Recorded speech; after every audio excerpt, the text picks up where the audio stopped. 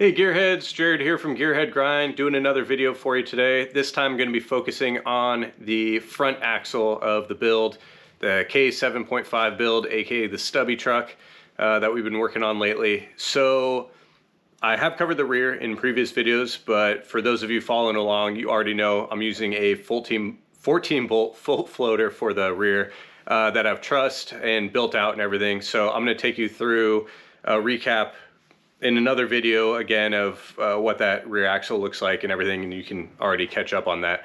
But for the front, I've decided to go with the axle out of that same K20 truck I got the 14 bolt from, and it is a Dana 44 3/4 ton build. So it's the 8 lug build of the Dana 44.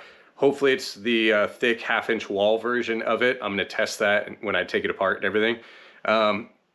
I know it's not a Dana 60, but we're going to go ahead and build out this 44, and I'll kind of take you through the thought process of why I didn't go with the Dana 60, other than just money, basically, but that was a huge part of it. But for the 44, I'll take you through all the parts I'm going to do. It'll be fully built out. We got Yukon chromoly axles, new everything basically for it, other than the housing. Everything is going to be new. So it'll be stout for sure, but you know, we'll test it and see. Maybe, you know, I still end up breaking it. Hopefully not. Hopefully it's a pretty stout build for this truck. But yeah, that's where we're at right now. So here is the axle. So this is the 3/4 ton Dana 44 as I purchased it. I do have the brake calipers that are on the truck currently as well. As you can see, this thing was sitting a little bit, so I'll probably have to source rotors for it as well. I'm going to clean them up and see what state they're in and everything, but I'm expecting that I'm going to have to buy rotors. And then there's a few tools mixed in, but these are all the parts that are going to go on it. Like I said, I'm taking you guys through that right now. But yeah, with that axle, you know, the Dana 60s for these trucks are awesome. The Kingpin front axle, but they are hard to find. Anyone that's looked lately knows, especially in California, they are pretty much worth their weight in gold. I haven't found one cheaper than about $2,500 here, which is a lot for a used axle that still needs a rebuild. That's not a ready to go axle. If you want a ready to go rebuilt axle, you're looking about $5 grand, maybe a little less here from what I've seen. And I've been looking for at least 6+ months, pretty much every day, just trying to see if anything hits the market within 300+ miles of me. So that's one reason why I decided to go with the 44. I'm not running huge tires on this truck yet. You know, right now it's going to be 37s, but everything's going to be built and planned for 39s. Hopefully that 44 will support it with off-roading as well. You know, like I said, with all the parts that are going to be on it. But yeah, that 60, basically everything I'm throwing at the 44, I would do on the 60 as well. So whereas I got this axle basically thrown in for free when I bought the rear, the Dana 60 was going to cost, let's just say $2 grand or up for a axle that then needs all the parts on it. So yeah, we're looking at several thousand for the front end. So yeah, I had already planned on, or I'd already started to do the transmission, transfer case and all that for the stock location. And that was all done before I started planning for the front axle, which I should have done opposite, you know, since I needed to buy the parts for the transfer case anyway. But I could have, if I planned ahead, potentially gone with a driver's side drop transfer case, but I didn't. I went with the stock location passenger drop transfer case.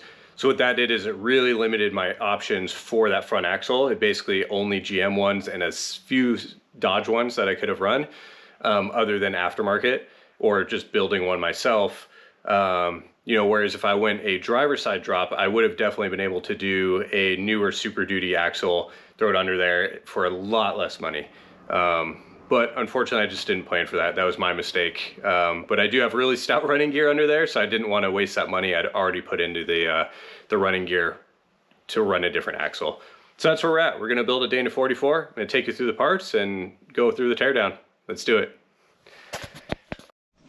All right, so let's go through the parts that we're going to use on this Dana 44 build that I just went over. So we have the Yukon gears 488s to match the 488 thick cut gears we put in the rear end, that full float 14 bolt. We've got the Yukon hardcore locking hubs to replace the stock locking hubs. I actually have no idea what shape they're in. I'm just assuming that they're not great and didn't want to sit around and wait for parts by the time we break this down. So we got the Yukons in there. I'm going to run new brake rotors as well. Most likely I'm going to check them, but I'm just assuming I'm going to run new brake rotors. I don't have those yet, so I need to source them. We've got new steering knuckles that have been machined on both sides to be flat top for the high steer crossover steering that we're going to be running. And then here's all the parts for that crossover steering and the high steer as well. So we got a drop pitman arm, we got the end links that are going to be welded in, we got the tube over on the side, not pictured here, some really thick wall tube for that. We got the actual little arms for the steering, we got the links or the ball joints for the ends there, and the ball joints for the steering knuckles. And then in this big box underneath, we've got full axles for the Dana 44. So both the inner axles and both the outer axles, as well as new U-joints in there, or new joints in there as well. We also have the full rebuild kit from Yukon for the Dana 44. So all the seals, bearings, and everything else we need here, all good there. And then of course we have the super chunky Rough Stuff Specialties cover there. That thing is beefy, so if this is going to get bashed on any rocks, it will survive. And that's also why the links for the steering and the crossover are going to be so chunky as well. So with that being said, we got the parts. Now time to do the work. So I'm going to go ahead. I do have the tool that is required. Well, not required, you can do it without it, but that makes it much easier to get these hubs off. It's like a big socket with little indents on it. So I'm going to go through the actual teardown of this axle to some degree, and then we're basically going to get it prepped. I'm going to try to build some sort of trussing on the axle here, which is going to be a little tough because we are going to be running leafs. So I won't really be able to do much on the short side unless I wanted to basically just truss in these knuckles a little bit, or just gusset them, I should say, which I might do. And then we're basically going to build one that comes off the top of the axle here and then comes over and down before where the mounts would be for the leaf spring hangers themselves.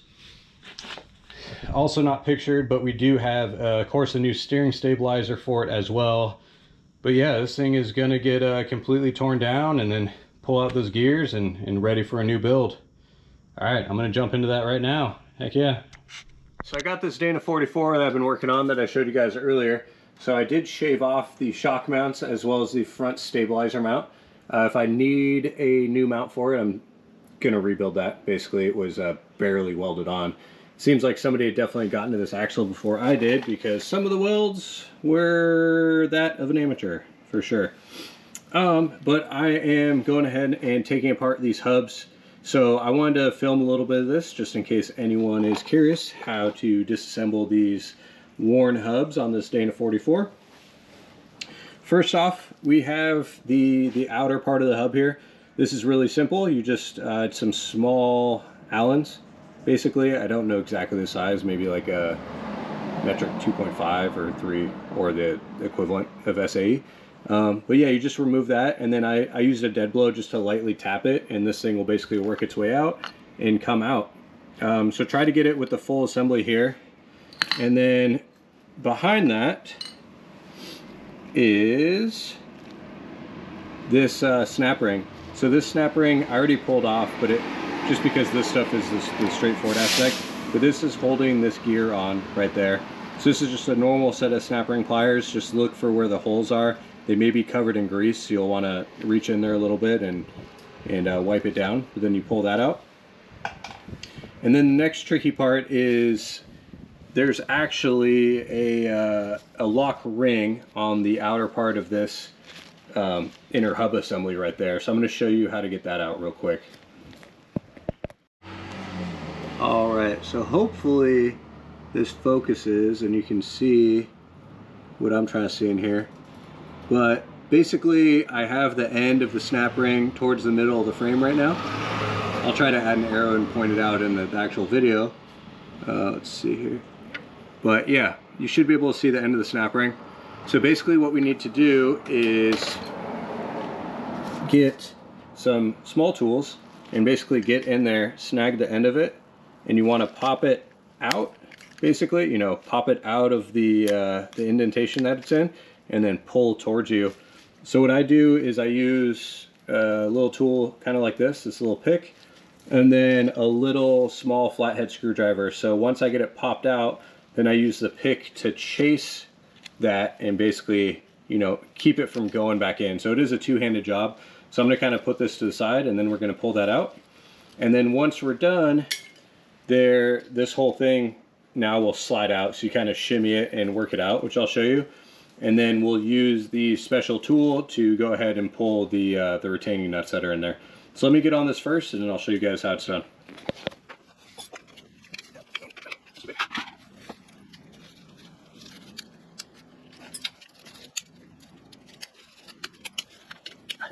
There, so you can see the snap ring pulled out. So basically I'm just going to work my way around and get this guy out, and then this hub, or the inner part of this hub, should just come right out.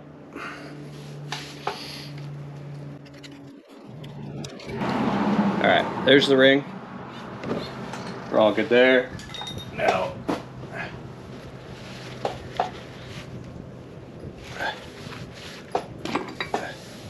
the hub pulls out. This one was pretty easy. So it looks like just splines, so you just gotta kind of break the grease seal free if it was greased properly. Otherwise you might get a rust ring in there that kind of prevents it from pulling out easily, but that's not the case with this one, thankfully. The special tool part of the show. So inside here is a little, there's a lock nut followed by a lock or a washer that is keyed, and then another lock nut behind it. So these lock nuts have 4 indents in them. So our special tool for that, this one is made by OEM Tools. It's 25072, but yeah, it's basically got 4 little teeth on it there, and I have it on a 1/2 inch impact. So yeah, this little special tool, we're going to put it in, pull out this first lock nut, then we're going to shimmy that lock washer out and get to the last lock nut, and then we're just able to pull this off.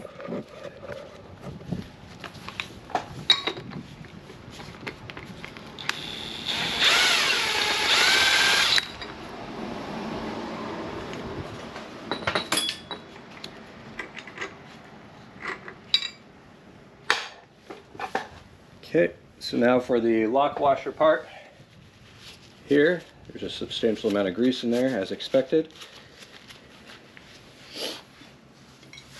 The lock washer part, I'm just going to use a couple picks, get behind it in here.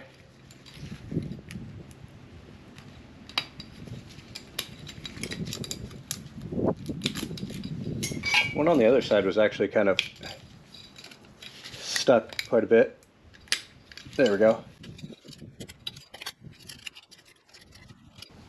All right, so there it is. So you can see it actually has a key in there, or it should. Yeah, there's a little indent. It's covered in grease right now, but there's an indent right there. It's keyed, so it actually goes onto the splines, the shaft. There's a little indentation for that where it goes in, so it can only go in one way. So we're gonna get that out of the way here, and then we're gonna take our impact. We don't need the impact part, it just has a 1/2 inch bit on it. So I lined up first because, you know, you don't want to hurt this tool.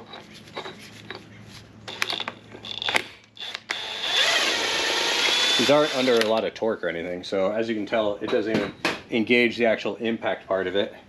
And then we pull out this nut. So that's what they look like. Nothing fancy, just 4 little indents on there. And then we should just be able to pull this off. And there we go, we got our spindle. So there is an inner and an outer bearing. So the outer bearing may just come right out. So if I turn this over, it'd probably fall out. And then the inner bearing is there, which you'll wanna, you know, probably replace these if you have it all apart in the shop. So you don't wanna wait till the trail for something to go wrong.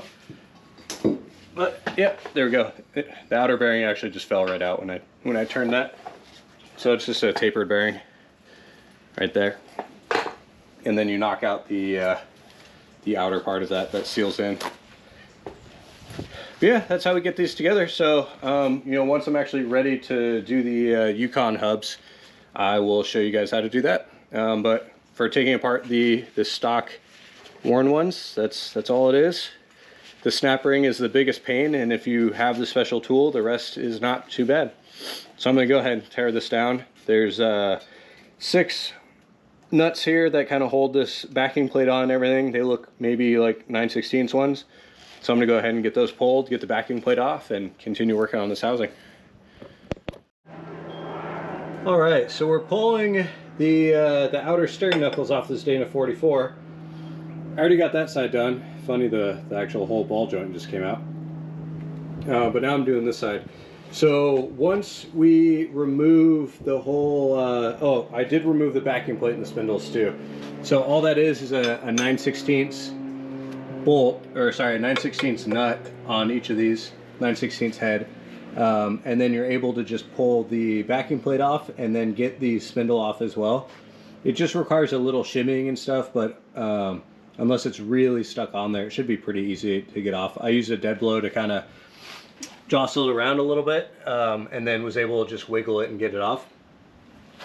And then we pull out, literally just pull out the axle shafts in there. So the knuckle and everything on the axle shafts, you just pull each of them out, their respective side.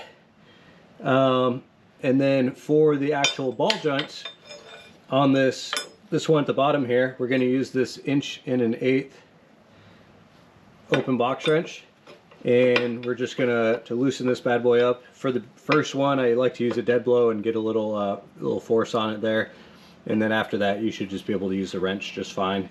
And then for the top, I use this impact with an 1 5/16" socket. Once you remove the cotter pins from the nuts on the top, you just do that and they come off just fine. So yeah, I'm just gonna get this off. Maybe in my best interest, actually, before I loosen that, to get the steering arm off. Steering arms can be a little bit of a pain. Let's see if I can spin this here. Okay, I got a weird setup. So the steering arm has these cones on it that you need to get out. So I'm going to spray these with some penetrating lube. And then basically you need the cones to unseat. So you can, I'm going to try some vice grips and grab onto them, but basically we want to get a little bit of shock into this. So hitting somewhere right here with a large hammer, you know, like an engineering hammer or something, and then at the end as well to induce that shock and see if those cones will lift up. And then we're basically going to grab them and try to spin them and loosen them up. So I'm going to hit those with some PB Blaster or similar, you know, some deep penetrating lube there, and get them loosened up, and then see if I can pull this arm. So I sprayed it with some penetrating lube. Literally, I've given it no time to sink in, so I might let this sit for a little bit. But basically, I'm going to try hitting right around this area, like I said, and then a couple shots at the end. So we want these little cones here to loosen up, so that way we should be able to get them out, like twist them out, and just pop them up. Then once that's done, the whole steering arm should come up pretty easy there. So I'm going to just give it a few whacks. I got my trusty engineering hammer here, and see if it'll go, and if not, I'll probably give a little more time. You could try heating it up as well, but I'm just going to see if some vibration and penetrating lube will do the trick first. Well, I lost the rest of my footage to actually wrap up that video, but I ended up not getting that steering arm off, or I ended up just not messing with it because I didn't need it for the rest of my project, and there's no reason for me to keep spending time on that. But yeah, hopefully that footage helps somebody out there who's tearing down a Dana 44, or at least letting you know where I'm at with my project and what I was going through. But hope to see you back around for the next updates on the video, and you know, feel free to share anything I did wrong in the comments or share feedback or anything like that. Love hearing from everyone, and hopefully it helps somebody out there. See you next time, Gearheads.